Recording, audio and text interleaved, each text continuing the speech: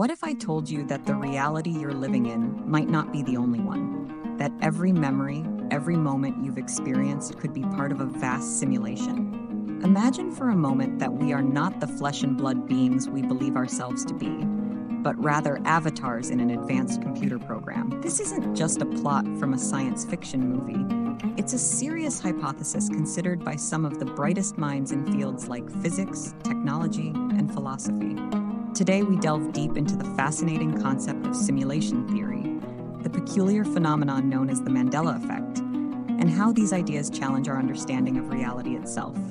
Let's start with simulation theory. The idea posits that everything we perceive as reality might actually be an artificial environment created by an advanced civilization. Think about the level of detail in video games today. Environments are rendered in such high definition that it's sometimes hard to distinguish digital from real. Now, amplify this technology a few hundred years into the future. Could a civilization reach a point where they could simulate entire universes? James Gates, a respected theoretical physicist, found something that could be a clue to our universe being a simulation.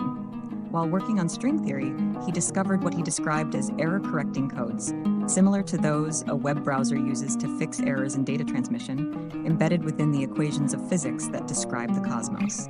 If true, this implies that underlying the messy and chaotic nature of our universe might be the cold, hard logic of binary code. But what about our memories and history? That's where the Mandela effect comes in. Named after the widespread false memory of the death of Nelson Mandela in the 1980s, when he actually passed away in 2013, this phenomenon includes shared false memories among significant numbers of people. Examples abound, like discrepancies in the details of well-known movies or the spelling of brand names. How can so many people remember the same incorrect details? One theory is that these aren't mere false memories, but slip-ups in our simulation that reveal inconsistencies in the programming. Or perhaps, if you entertain the notion of a multiverse, these are memories from parallel realities bleeding into our own. Let's ponder the implications of quantum computing in this context. Quantum computers, like those developed by D-Wave, operate on principles that defy classical physics, handling operations in multiple states simultaneously and solving problems at speeds unimaginable with today's technology. If we can develop such machines within a century of inventing computers, what might a civilization capable of simulating universes achieve with another 1,000 or million years? Now consider the possibility that we might be able to interact with or even alter the simulation. Instances of synchronicity, those bizarre coincidences where events align perfectly for us or against us, might be examples of the simulation responding to our actions or thoughts. Moreover, reports of psychic phenomena, such as individuals who claim they can view distant locations or events, known as remote viewing, suggest the possibility of accessing information beyond our assumed capacities, hinting again at a programmed reality.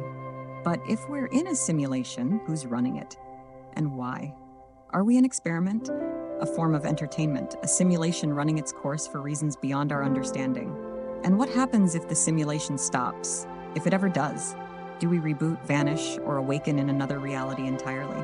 Consider the existential implications here. If our emotions, decisions, and relationships are mere data points in a vast computational array, where does that leave the concept of free will? Are we anything more than sophisticated algorithms executing predefined code?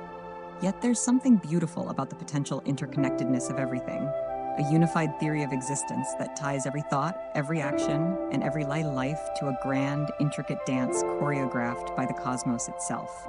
Before we conclude, let's circle back to the personal aspect of this theory. How does it affect us on a human level?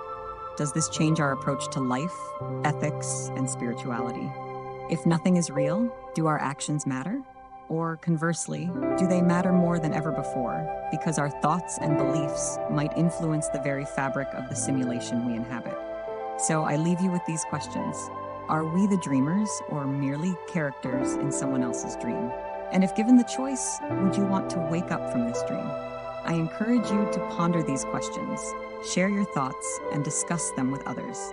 Perhaps, in our quest for answers, we'll find more than we bargained for, an understanding not just of our reality, but of ourselves.